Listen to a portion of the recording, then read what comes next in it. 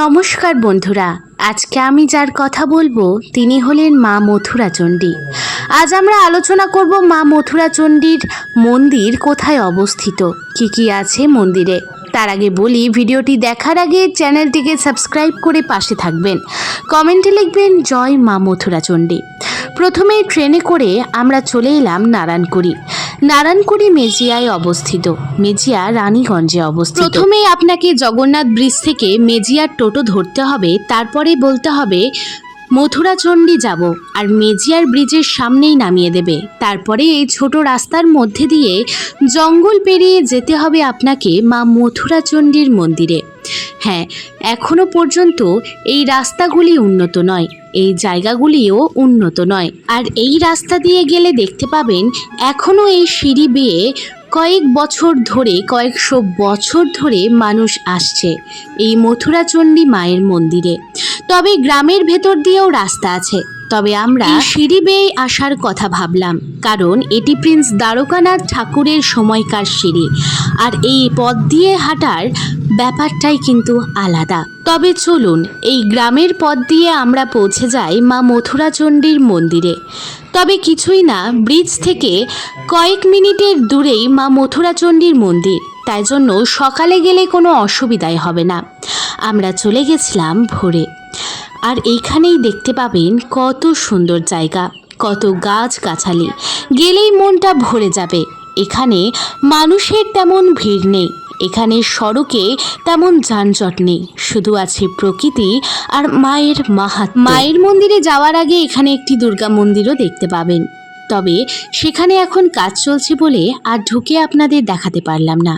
তারপরেই আমাদের দামোদর নদের জল সচরাচর থাকে না, তবে এখন যেহেতু বর্ষা তাই জল ফুলে ফেপে উঠেছে। দামোদর নদে কিছুটা সময় কাটিয়ে আমরা চলে গেলাম প্রবেশদ্বারে গিয়ে দেখি রাত 8টার পর প্রবেশ নিষেধ বলেই বলা আছে। তারপরে মন্দিরের বাইরেটা আপনাদের একটু দেখিয়ে দিই। আর শুনুন, এইখানে যতই জঙ্গলাকীর্ণ জায়গা হোক না কেন, গ্রাম্য পরিবেশেই কিন্তু ভগবানের বাস, এটি মনে রাখবেন। তো মন্দিরের ভেতরে ঢুকতেই দেখি একটি ছোট্ট মন্দির, তারপরেই আসল মা মথুরা চণ্ডীর মন্দির। মা মথুরা চণ্ডীর মন্দিরের আশেপাশে রয়েছে বিশাল বটগাছ। এই বটগাছগুলিকে দেখলেই মনে হয় তারা যেন কয়েকশো বছরের ইতিহাস নিজেদের সাথে বহন করে চলেছে। তারপরে দেখি যেখানে বলিদান করা হয় সেই জায়গাটিও একটু প্রণাম করে নিই, কারণ এখানেই তো সেই কয়েকশো বছরের ইতিহাস লুকিয়ে আছে। আজকে শুধু আপনাদের জায়গাটির দর্শন করাবো, ইতিহাসটা না হয় আরেকদিনই বলবো। তবে চলুন আরেকটু আমাদের সাথে দর্শন করে নিন। আর যেই দিকটা দেখালাম ওই দিকটা হলো গ্রামের রাস্তা। তারপরেই দেখবেন মায়ের মন্দিরে সকাল সকাল কত ভক্তদের ভিড়। ভক্তরা তাদের মনোবাঞ্ছা পূরণের জন্য মায়ের কাছে আসে। মা মথুরা চণ্ডী প্রিন্স দ্বারকানাথ ঠাকুরের সময় তৈরি হয়েছিল, কারণ আপনারা জানেন রানীগঞ্জ শহরটি কয়লার জন্য প্রসিদ্ধ, এবং তখনই প্রিন্স দ্বারকানাথ ঠাকুর এসে এই মন্দিরটি প্রতিস্থাপন করেন। তারপরে দেখুন আমরা প্রবেশদ্বার খুলে মা মথুরা চণ্ডীর দর্শন পেলাম। মা মথুরা চণ্ডীর দর্শনের সাথে সাথে দেখলাম চারিদিকটা যেন ভরে উঠল, মনটা শুদ্ধ হয়ে গেল। তারপরেই দেখতে পেলাম সকালে সেবায়তরা মন্দির পরিষ্কার করছে, আর ওইদিকে ঋষিকেশ ঘাট, যেখানে সকাল সকাল স্নান করে সকলে মায়ের পুজো দিতে আসে। আমরা যখন গেছিলাম তখন দেখি মায়ের জন্য ফুল এনে রাখা হয়েছে, তবে মায়ের দরজা তখনও খোলেনি, কারণ তখনও সেই সময়টা হয়নি।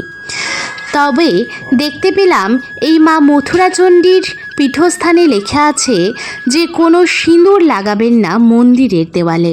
হয়তো এটা তাদের নির্মাতাদেরই কাজ, যাতে মায়ের মন্দিরে স্বচ্ছতা বজায় থাকে।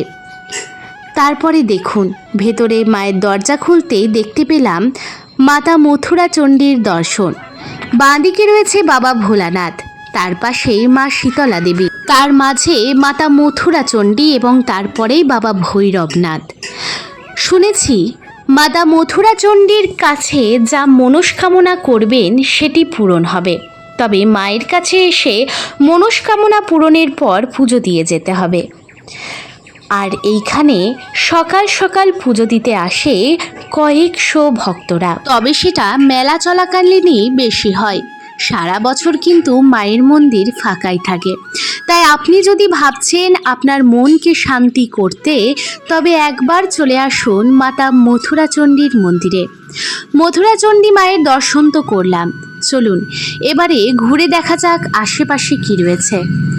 আমরা মথুরা চণ্ডী মন্দিরে ঘুরতে ঘুরতে দেখলাম এখানে কত সুন্দর গ্রিল দিয়ে মন্দিরটিকে ঘেরা হয়েছে।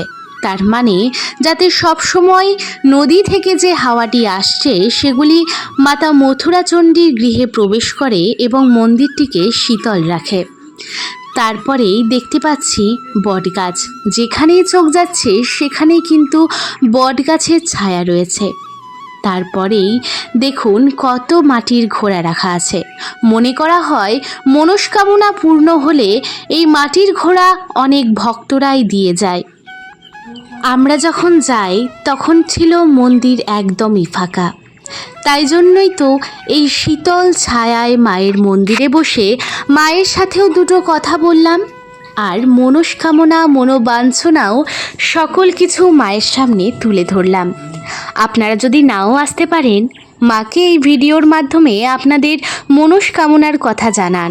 আশা করি মা সকলের মনস্কামনা পূর্ণ করবেন। মন্দির চত্বরটা আপনাদেরকে ঘুরিয়ে দেখায়।